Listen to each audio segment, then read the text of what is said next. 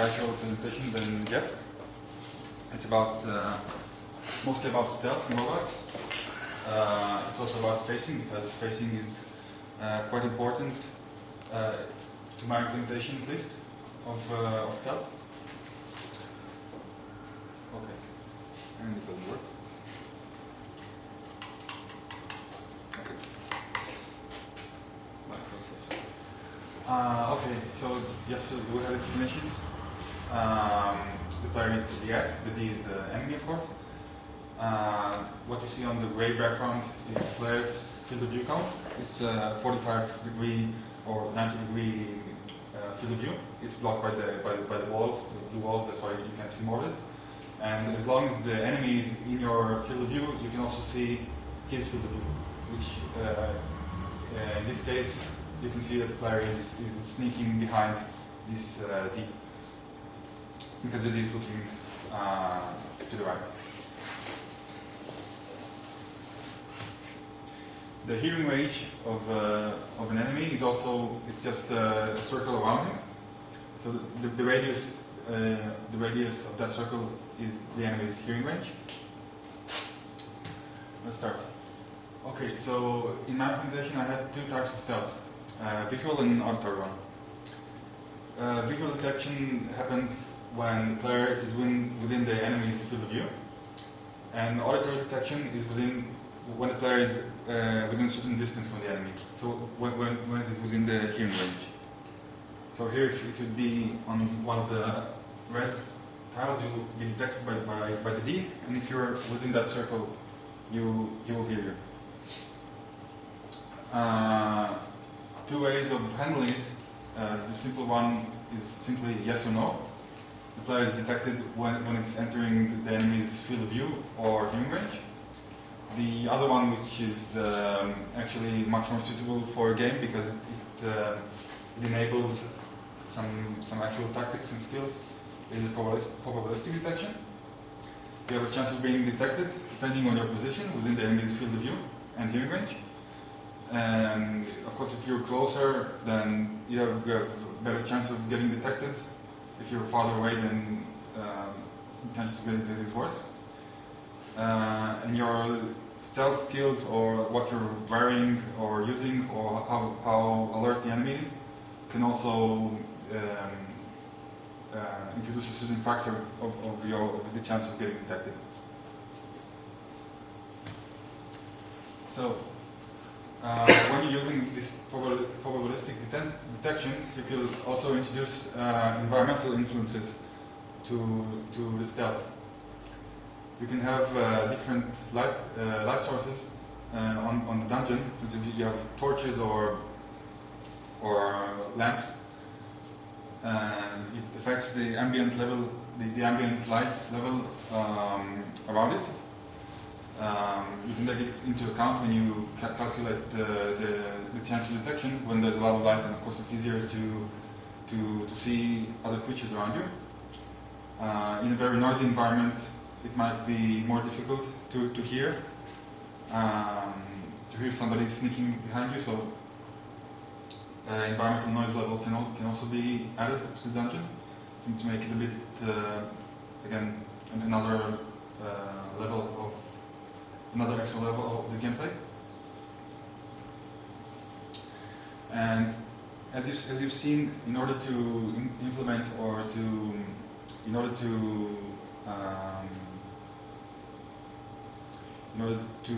show the player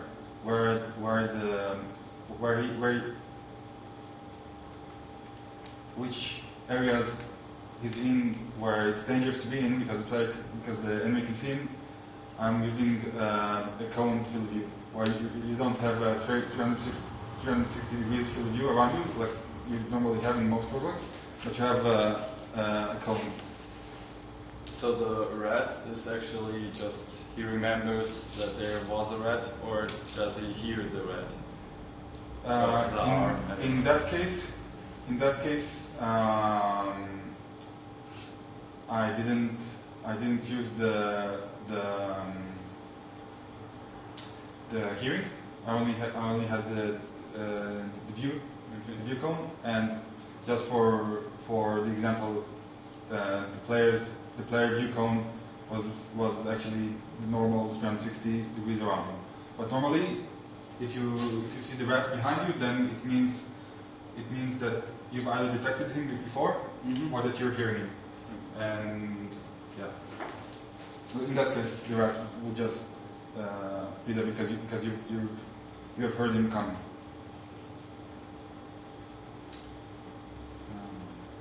Okay. So you can have two types of facing. One of them is implicit facing, when you're just moving. If you are in one tile and you move to the left, then you're facing the distance, the direction that you just moved into. Or the other one, the explicit facing, is that you don't move your character left, right, north, east, southwest, and so on. You just change your facing with left and right, and move forward and backwards, which is kind of like Doom and all other first-person shooters. Actually, the reason I first implemented explicit facing in that old game that was abandoned a long time ago, not because of stealth, but because I was playing it on a laptop, and as you all know, laptops are somewhat restricted when it comes to numpads. You can use VI keys, but a lot of people don't like them. And actually, when you have explicit facing, you don't need 8 keys in order to have 8 directional movement. You just have the normal 4 keys. So yeah, for new players, that's actually more intuitive because that's the way it's done in most other games, most action games and so on. Okay. One issue that arose when I implemented explicit facing is when you think about it in a normal traditional roguelike, going in each direction has the same takes the same amount of time in gameplay terms. So if my original version, changing direction did not take time because the game was balanced for normal keyboard control with the numpad 8 directions, and so all the enemies attacked whenever you were near them, and there was no penalty for turning. It was just instantaneous, and the turn only advanced when you moved forward or backwards. But a more realistic approach, when the player presses a button and something happens on the screen, they normally expect that it will have some sort of gameplay effect. If you just turn around and nothing happens and time stands still, it doesn't look very realistic. So based on that feedback, I changed the explicit facing to actually take time. It takes a lot less time than actually moving, but changing your position in 90 degrees takes 1/5 or 1/6 of your of the time it takes to move one tile, and just turning around 180 degrees takes double as much, but still a lot less than moving. Another interesting idea that comes from that effect is that you can actually use turning time as an integral gameplay mechanic. If you played, for instance, some of the Command & Conquer games or the newer implementation of Dune, you have these huge tanks that turn very slowly, and they can get surrounded by loads of agile, small, fast tanks. And by the time it takes the huge tank to turn and to shoot the small tanks, then the other small tank already surrounded him and came from the other side. It was also used a lot in the MechWarrior series, at least MechWarrior 3. And if you've seen the StarCraft 2 videos, the preview videos, they have this huge, massive Tor unit, which is his main weakness is supposedly that it turns very slowly, so you can again surround it and circle it and attack it, and even though its attack is very powerful, you can actually get away with hurting it because it's not fast enough to target all the small units on it.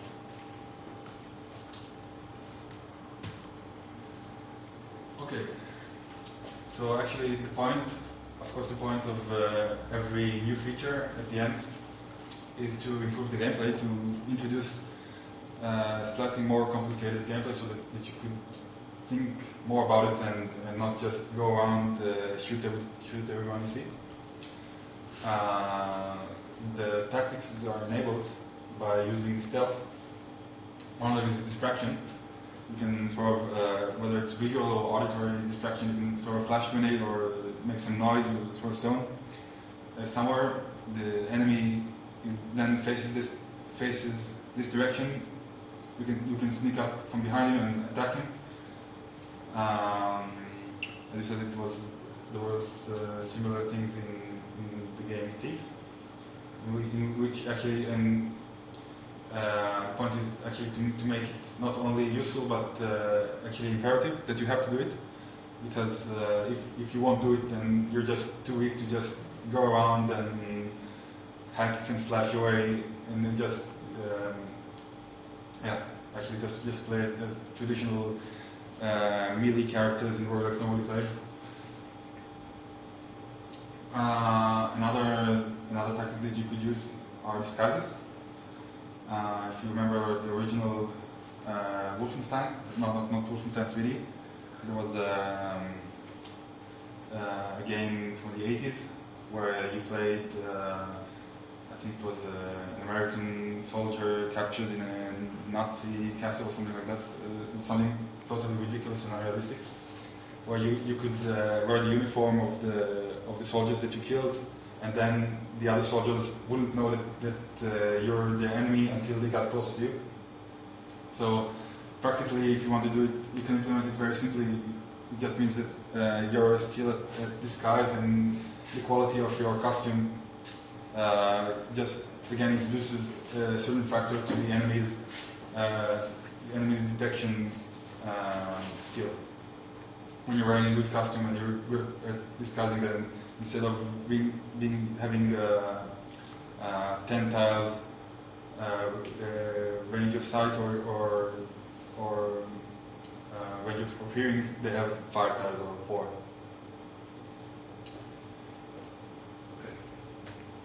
A short proof of concept is Cave Over. It's something I wrote in the end of 2006, September 2006.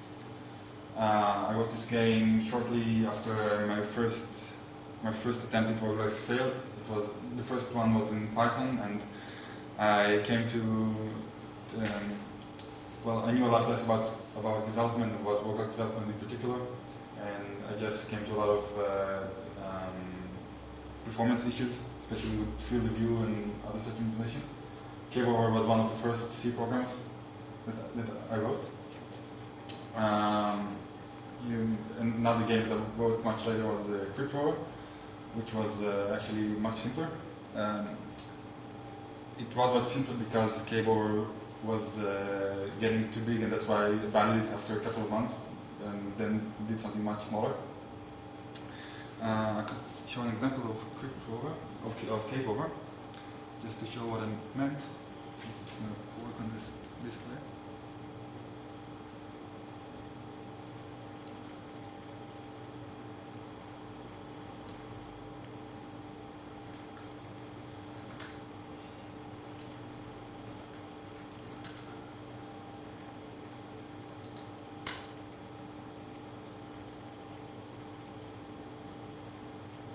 Okay. You can see here is your field of view. That rat is staring right at me, so that means the next group is going to move closer to me. That one's staring at me as well. Or here you can see somebody this rat over there, he's looking southwest. I'm coming from the west, so he doesn't see me. A good tactic here would be to try and come from the other direction somehow. That's actually not a good position because here I can't come from above because there's a wall. But normally that's the case where you'd use stealth. Now it's going to notice me if I step inside. Get my away from it. And so on. That's basically the example of stealth and pacing.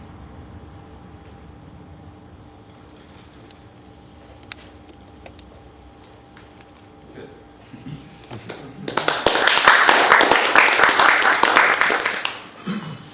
I have a question about hearing. You don't have any visual display of your hearing range? No, you don't. Actually, that's a bit problematic with when using cursors because you're so limited in your colors that you can use. Also, what you said at the beginning that your palette is fixed. I guess one way in which you could implement it, if you're using SDL or some other more sophisticated output, you can kind of have this kind of blending of two colors. Yeah. You have your white field of view cone, and then on top of it you have a circular kind of field of hearing in a slightly different color. That would be one way of solving it. What about a combined field of view cone that has both the hearing radius and the light radius, like cone on it? So you get basically a cone with a circle at the back. Yeah, that would actually be a good idea. The one problem with it is that actually you might want to keep the two from a gameplay point of view. You might want to keep the two separate because you might have certain enemies or characters that are better at hearing, others that are better at viewing, or something. For instance, if you drink a potion of invisibility or something, then of course it's not going to affect your enemy's hearing range, but it's going to affect his view range. But yeah, on the other hand, you don't have to tell the player exactly everything that happens in the game. That could be implemented that way as well. Another question. What I didn't really see the point in instantaneous facing, because if you just can turn around 360 degrees every turn, you could also just make a full view like in standard roguelikes. Because if you don't lose any time while facing, then it's just annoying movement.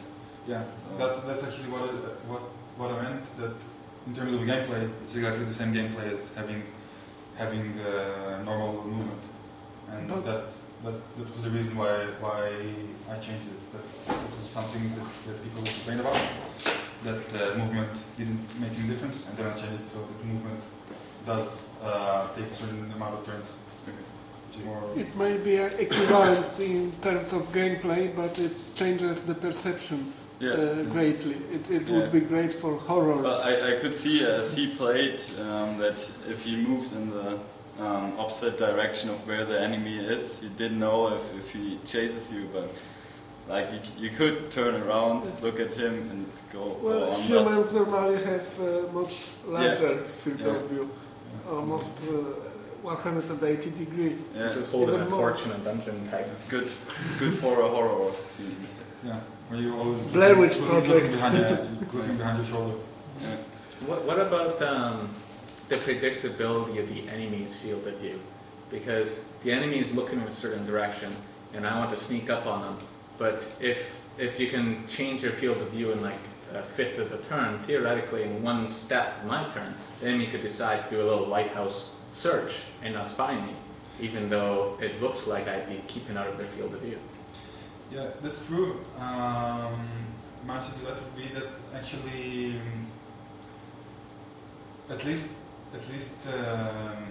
theoretically, you try to implement the artificial intelligence in your game, and you're also, if you're not trying to minimizing your way around the game, you also try to play in the way that a normal monster or a normal player would play in the real world. And I think normally, even if you have guards staying staying put and making sure nobody is around them. They normally don't go that way. So. Yeah, I'm just thinking it was the last of the Zelda games for the Game Boy Advance or the DS. There were some basically enemies with this sort of idea where, but you knew always how because they always walked in a fixed pattern, or they always stood there and just did a little circle, but they did a very slow type circling. So like when you see that rat, you see it's looking to the southeast. I guess the question is, as a player, do I assume that they're going to keep looking to the southeast so I can sneak around, or is the AI going to do something crazy? Well, I think with trying to keep it somewhat realistic and interesting, when implementing that in a game, I would make the AI randomly, occasionally look in different directions, because that's also actually the way people also behave. They don't turn around, but they also don't stare in one direction all the time. So also the way I did it here is that when the enemy is not in your field of view and you don't know which way he's looking at, they're just moving randomly around. They randomly change the position. They randomly walk. So actually, even if you're coming from the correct direction, you'll have a better chance of not getting detected, but you can't really tell for sure if the enemy isn't gonna turn around and look at you. But it's anyway safer than coming from the direction that he's currently looking at. What about these guys? Do you have any ideas what should happen when the monster sees you, and then you do something to disappear from its view? And what should the monster do? At least my idea of how to handle it is that it's not exactly that you save is the monster currently seeing you or not, but the monster has a flag, is it awake or asleep? And once you step into his point of view, then he wakes up, he sees you, and even if you step out of his field of view, he can't shoot you because he can't see you, but he'll still try to chase you and it remembers the last point where you were, or something like that? I cheated and did it in a way that once the monster is awake and starting to chase you, then he's just going to the tile that's closest to you. He doesn't remember where you were, but he kind of knows where you are now. Okay. That's of course the most. That's enough most of the time. Yeah, it's the naive approach, but surprisingly enough, the naive approach actually works quite often. I asked this because there was this roguelike game for Game Boy, Furino Siren. Do you know? No. It's by Chansoft. Shiren? Shiren. Yeah, okay.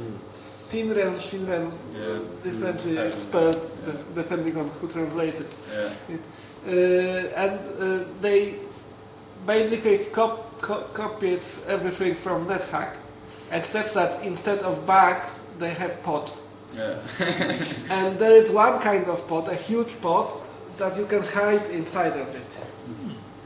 And it makes all the monsters around you suddenly act as if you weren't there.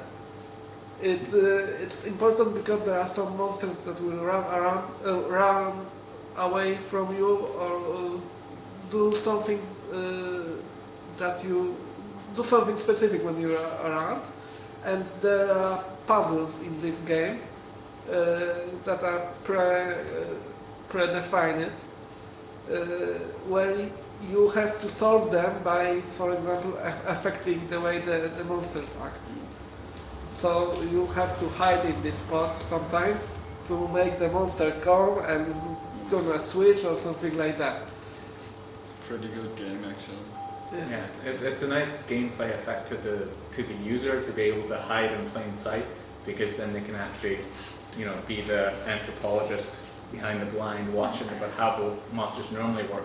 Because usually when you see monsters in these games, they're always attacking you. And so you often have extra AI where they do these fancy things and pick up items and equip more powerful weapons, but only when the player doesn't see them. Yeah. And so it's nice if the player can sometimes see that.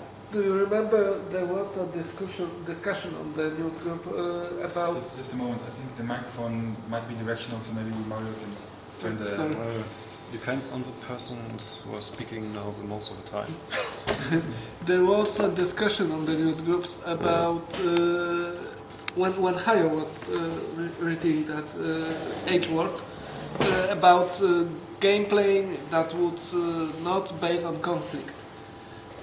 Not without combat, but without also some mock combat or fake combat, like tickling or something like that. And I think this mechanic, anthropologist that watches, some kind of biologist who watches the monsters and tries to record their behavior, that could be interesting. I think a game where pretty much happens, what you can see is Dwarf Fortress. As I understand it, the whole world is moving while you're building your fortress, and you can't see it really. I think there is an option to view the history of your world you've created and such. It would be interesting to have a spell that would show you the history of your environment around you. Play back it. I think he could implement it. I see. So interesting for stealth. I always wondered in what kind of dungeon layouts does stealth work. I think in traditional NetHack you have these small corridors and this pretty much with a monster blocking it, so this defeats the purpose of stealth. Or I would say stealth works best in kind of an organic-looking cave structure, where you have a lot of nooks and crannies where you can hide, and the walls are not just, you don't have like a square room with one corridor leading into it, and you have to walk straight into it, because as you said, it's not going to work very well in that kind of environment. But I think if you use a cave-like environment where it's not very regular, that can actually work quite well. Mm-hmm. Yeah. For NetHack, the only thing I think that I've heard was that if you are next to a wall or so, you could make a rogue invisible always also, and so get a little bit of stealth. But I don't think it does very much for the gameplay, because invisibility and stealth are often really quickly useless. If there's not much space. You wanted to? No. No. Actually, okay. I think the kind of levels that were used in Z-Day, I don't know if you remember, they were generated in very simple way. I just draw a lot of random rectangles, one on top of another. There was a rectangular wall and a rectangular empty space around it, and they were drawn. They crossed each other, and this gave impression of ruined building, and you had a lot of small corridors, but they weren't. It wasn't a single corridor from point A to point B. It was all random, and I think this would work perfectly for hide and seek. The map size was what? This is always. Well, it was 64 by 64, I think, so it was pretty large for a roguelike.